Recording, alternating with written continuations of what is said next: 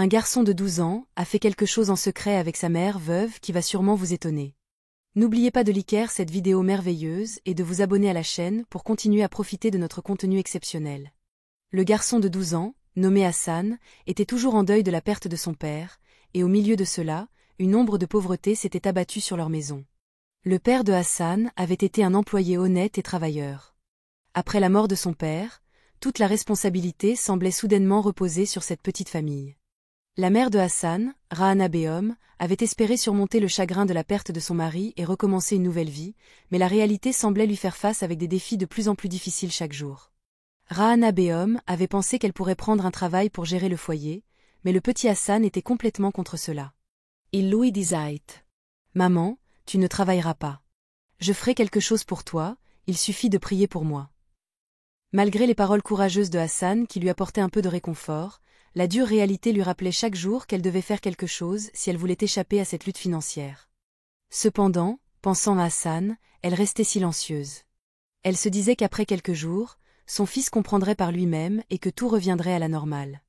Pendant quelques jours, Rahana Behom réussit à s'en sortir avec l'argent limité qu'ils avaient, mais chaque jour, leur pauvreté semblait devenir plus évidente. La nourriture devenait rare à la maison, et Hassan semblait comprendre l'inquiétude de sa mère. Pourtant, dans son jeune cœur, il n'y avait qu'un rêve, faire quelque chose pour sa mère, raviver la lumière du bonheur dans ses yeux.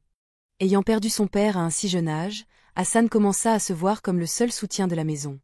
Mais il ne savait pas que sa lutte ne faisait que commencer. Chaque jour, Hassan se levait tôt le matin et pensait « Puis-je trouver un travail qui aidera ma maman ?» Dans son esprit d'enfant, il y avait de grandes pensées. Entre ses études, il cherchait du travail autour des magasins du quartier, des garages de rickshaws, des hôtels. Où qu'il aille, son visage montrait clairement son empressement, mais en voyant son âge, personne n'était prêt à lui donner du travail. Un jour, Hassan était assis devant la maison. Sa mère, Rahana Behom, le regardait silencieusement et pensait « Mon petit garçon, si jeune, et pourtant il veut assumer une telle responsabilité. Mais comment puis-je le laisser traverser cette épreuve ?» Elle savait qu'à un si jeune âge, Hassan ne devrait pas travailler, alors elle prit la décision de se taire. Elle pensa peut-être que dans quelques jours, le garçon comprendrait tout seul et que tout reviendrait à la normale. Après la mort du père de Hassan, les petites économies qu'ils avaient étaient à peine suffisantes pour s'en sortir. Du bureau où travaillait le père de Hassan, la famille avait reçu une donation de 200 000 roupies. Rahana Behom tentait de gérer le foyer avec cet argent, mais jour après jour, cet argent s'épuisait. Les prix au marché augmentaient, tout comme les dépenses familiales.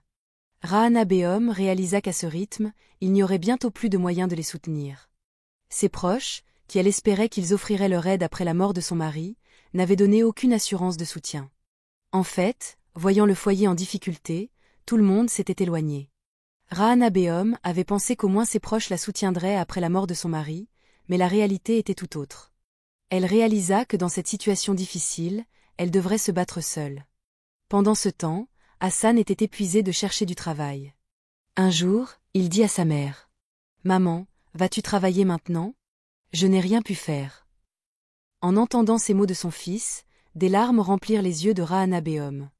Elle lui répondit tendrement « Tu es mon plus grand soutien, ne t'inquiète pas, je vais faire quelque chose. » Le désespoir de Hassan à prendre la responsabilité du foyer attristait le cœur de sa mère, mais en même temps, cela lui donnait de la force. Elle se dit « Mon fils souffre tellement, maintenant je dois faire quelque chose. » Le peu d'argent, qu'ils avaient été presque épuisés. Un jour, Rahana Behom réfléchit chaque jour à la façon d'arranger un repas pour le lendemain. Elle se rendit compte qu'il était temps qu'elle agisse. Un jour, Rahana Behom appela son fils et lui dit « Hassan, serais-tu en colère si je prends un travail ?» Bien qu'une ombre de déception traversât son visage, Hassan regarda sa mère et secoua la tête. « Non, maman, fais ce que tu penses être le mieux. Je suis avec toi. » Les paroles de son fils apportèrent un peu de réconfort à Rahana Behom. Elle décida de chercher un travail quelque part dans la ville. Les proches qui, autrefois, entouraient la famille de Hassan de leur amour, étaient maintenant loin. Lorsque Rahana Behom avait tenté de chercher de l'aide auprès d'eux, elle avait réalisé leur négligence. Beaucoup avaient dit ouvertement qu'ils ne pouvaient rien faire, certains ne parlaient même pas, mais l'évitaient complètement. En raison de ces événements, Rahana Behom prit une décision ferme. Elle ne demanderait plus jamais d'aide à quiconque. Si elle voulait vivre dignement, elle devrait faire quelque chose par elle-même. Le matin suivant, Rahana Begum enfila son burqa et se rendit en ville. Elle avait entendu de la part de certaines femmes du quartier qu'il y avait des opportunités de travail dans les bureaux et les magasins de la ville. Cependant, elle savait qu'en raison de son âge et du manque de qualification, trouver un bon travail ne serait pas facile. Lorsqu'elle se rendit dans un bureau et postula pour un emploi, le responsable lui demanda, surpris. « Avez-vous de l'expérience professionnelle ?» Rahana Begum secoua la tête et répondit.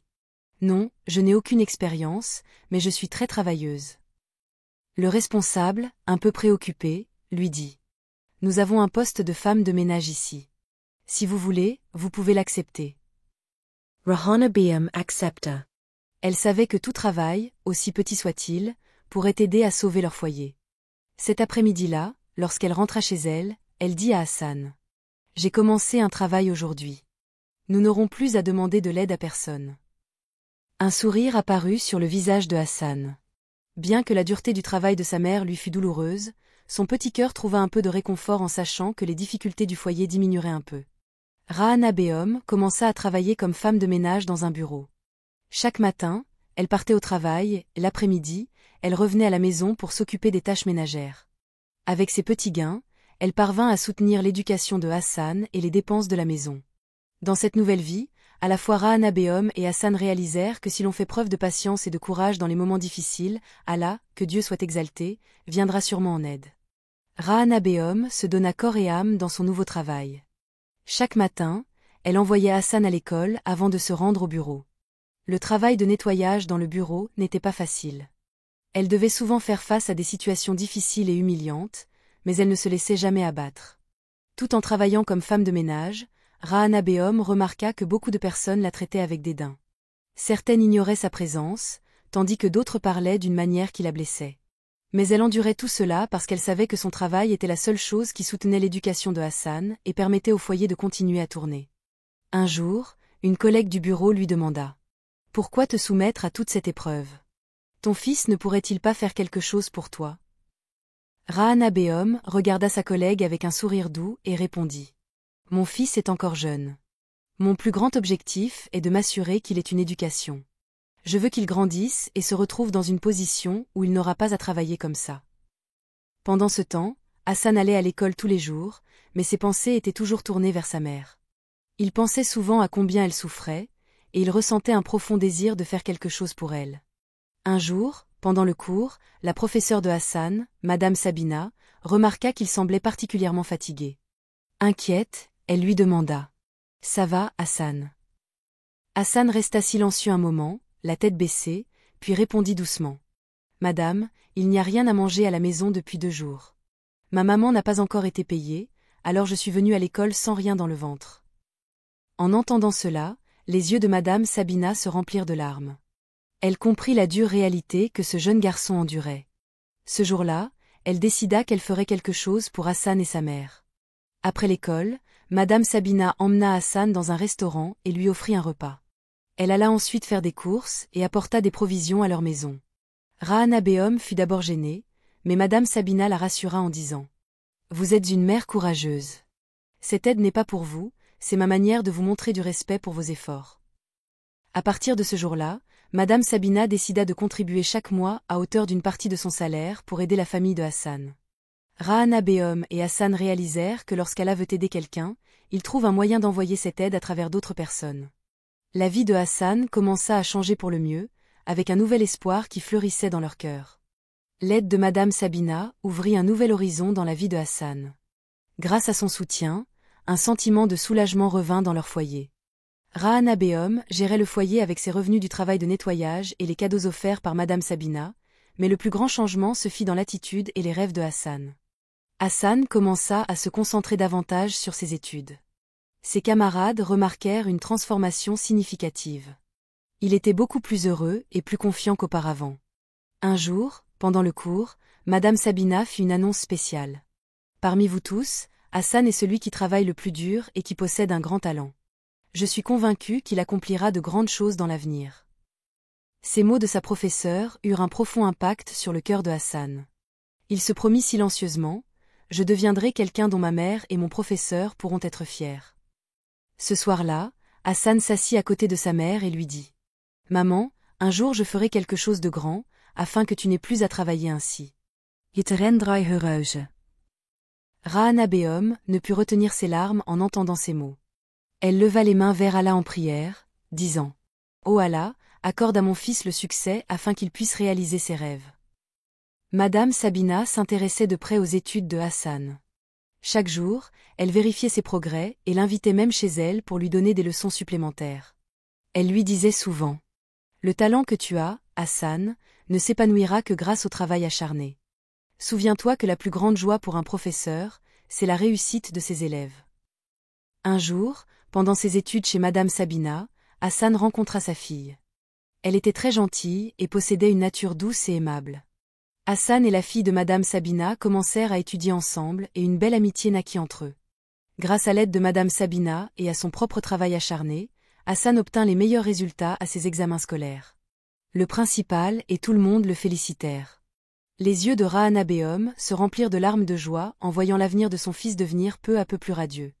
Hassan commença à rêver d'une éducation supérieure. Il savait que chaque moment de sa vie reflétait les sacrifices de sa mère et l'amour de son professeur. Il se dit « Je ne m'arrêterai pas, peu importe à quel point cela devient difficile. Yerasirai. Je dois mettre fin aux luttes de ma mère un jour. » Un jour, Hassan s'approcha de Madame Sabina et lui dit « Madame, ce que vous avez fait pour moi, je ne pourrai jamais le rembourser. Vous n'êtes pas seulement mon professeur, vous êtes la lumière qui guide ma vie. » Madame Sabina sourit doucement et répondit « Ton succès est ma récompense. Souviens-toi, n'ignore jamais la souffrance des autres dans la vie. » Après avoir terminé ses études, un nouveau chapitre commença dans la vie de Hassan. Il devait postuler pour des études supérieures, mais la peur de ne pas avoir assez d'argent pour réaliser ce rêve le troublait profondément. Madame Sabina connaissait les rêves de Hassan. Un jour, elle l'appela et lui dit « Tu n'as pas à t'inquiéter. Je sais qu'Allah rendra ton chemin plus facile. » Peu à peu, Hassan retrouva confiance en lui grâce aux conseils de son professeur. Il postula pour une admission dans une université prestigieuse.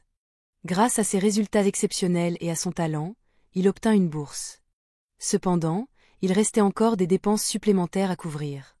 Madame Sabina, voyant la détermination de Hassan, prit une partie de ses économies et la lui remit, disant « Ton avenir est mon plus grand investissement. Ne sois jamais honteux de cela. Si Allah le veut, un jour tu me rembourseras tout cela. » Hassan fut stupéfait par le sacrifice de son professeur. Il s'inclina et toucha ses pieds en disant « Madame, je vous promets que je ne laisserai pas votre foi en moi échouer. Je m'efforcerai de rembourser cette dette toute ma vie. » Une fois qu'Hassan commença ses études universitaires, il montra à nouveau son dévouement. En plus de ses études, il participa à diverses activités créatives. Ses camarades de classe furent impressionnés par son intellect et son travail acharné. Un jour, lors d'un événement à l'université, Hassan mentionna son professeur et dit « La position que j'occupe aujourd'hui est le résultat de la gentillesse de mon professeur et des sacrifices de ma mère. Je porterai cette dette avec moi toute ma vie. » Tout le monde présent à l'événement le félicita. Rahana Behom était remplie de joie en voyant les progrès de son fils. Sa vie était devenue bien plus facile qu'auparavant. Elle pria Allah en disant « Ô Allah, fais de mon fils quelqu'un qui apportera honneur à son professeur et à nous tous. » Lors de sa deuxième année à l'université, Hassan participa à un concours international. Le concours portait sur les innovations en sciences et technologies. Grâce à son travail acharné, Hassan créa un projet qui impressionna tout le monde. Il remporta la première place du concours et reçut un gros prix en argent. Après avoir remporté le prix, Hassan envoya la moitié de l'argent directement à sa mère. Mère, il utilisa le reste de l'argent pour acheter un cadeau spécial pour son professeur. Hassan se rendit chez Madame Sabina, lui remit le cadeau et lui dit « Madame, ceci est un petit signe de ma gratitude envers vous. Je sais que, peu importe ce que je fais, cela ne suffira jamais pour tout ce que vous avez fait pour moi. » Les yeux de Madame Sabina se remplirent de larmes. Elle répondit « Ton amour est le plus grand cadeau de ma vie. Lorsque tu réussiras, ce sera mon véritable bonheur. » La vie universitaire de Hassan se termina par un succès remarquable. Il obtint la première place lors de ses examens de fin d'études, et une entreprise internationale renommée lui proposa un emploi grâce à son talent exceptionnel. Lorsqu'Hassan accepta le poste dans l'entreprise, son salaire était de 2 lakhs roupies par mois. En entendant cette nouvelle, sa mère et Madame Sabina ne purent retenir leurs larmes de joie. Rahana boim remercia Allah indescent. Oh Allah, tu as récompensé le travail acharné de mon fils, je suis reconnaissante envers toi. Après avoir reçu son premier salaire, Hassan rentra chez lui, donna l'intégralité de son salaire à sa mère et lui dit « Maman, cet argent est pour toi. Tu as sacrifié tant de choses pour moi et notre famille. Ceci est un petit signe de ma gratitude. » Mais il ne voulait pas seulement remercier sa mère. Hassan souhaitait également montrer sa reconnaissance à Madame Sabina. Un jour, il se rendit directement chez elle et lui dit « Madame, ce que je suis aujourd'hui, c'est grâce à vous. Ce que vous avez fait pour moi, je ne l'oublierai jamais. À partir d'aujourd'hui, vous n'aurez plus de soucis ni de difficultés. Je prendrai toute la responsabilité pour vous. » Madame Sabina fut profondément émue par les paroles de Hassan. Elle répondit « Tu es mon élève, ton succès est la plus grande récompense que je puisse demander, mais ton amour me rend encore plus fière. » À ce moment-là, Rahana Begum prit une nouvelle décision. Elle pensa que la plus belle façon de rendre hommage à la gratitude et à l'amour de Hassan pour Madame Sabina serait d'unir leurs deux familles. Elle appela Hassan et lui dit « Mon fils, je veux que tu épouses la fille de Madame Sabina. Ainsi, nous pourrons rapprocher nos familles. » Hassan resta silencieux un moment, plongé dans ses pensées. Après un moment, il répondit « Maman, si je peux exprimer ma gratitude envers mes professeurs par ce mariage, j'accepte. » La date du mariage fut fixée. Les préparatifs furent simples et l'atmosphère était chaleureuse, comme à la maison. Madame Sabina et sa famille étaient ravis. Lors du mariage, Madame Sabina bénit personnellement Hassan en disant « Que cette union apporte la paix et la joie dans nos vies. » Après le mariage, Hassan prit la responsabilité de sa belle famille ainsi que de sa propre famille. Il construisit une nouvelle maison pour Madame Sabina, s'assurant qu'il ne rencontrerait plus jamais de difficultés. Les sacrifices et l'amour de Hassan apportèrent un nouveau chapitre dans la vie de sa mère et de son professeur. Ensemble, ils commencèrent à vivre en paix et dans le bonheur. Un nouveau chapitre commença dans la vie de Hassan et de sa nouvelle femme, Arifa, la fille de Madame Sabina. Leur mariage n'était pas seulement l'union de deux personnes, mais aussi un exemple extraordinaire de gratitude, d'amour et de responsabilité mutuelle. Après le mariage, Hassan décida de vivre avec sa mère, sa femme Arifa, et Madame Sabina. Il construisit une grande maison pour eux. Cette maison n'était pas simplement un lieu de vie, elle devint un nid joyeux et paisible pour la famille. Hassan créa une chambre séparée pour sa mère où elle pourrait vivre confortablement. Une chambre spéciale fut également aménagée pour Madame Sabina, afin qu'elle puisse toujours rester avec la famille et profiter de la paix et du bonheur. La vie professionnelle de Hassan progressait rapidement. Son intelligence, son efficacité et ses valeurs morales étaient grandement appréciées par les hauts responsables de l'entreprise.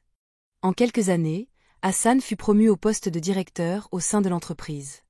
Avec son salaire élevé et son nouveau poste, il était désormais capable de planifier un avenir plus brillant pour sa famille. Arifa était très humble et responsable. Elle s'occupait profondément de sa belle-mère, Rahana Begum, et de sa propre mère, Madame Sabina.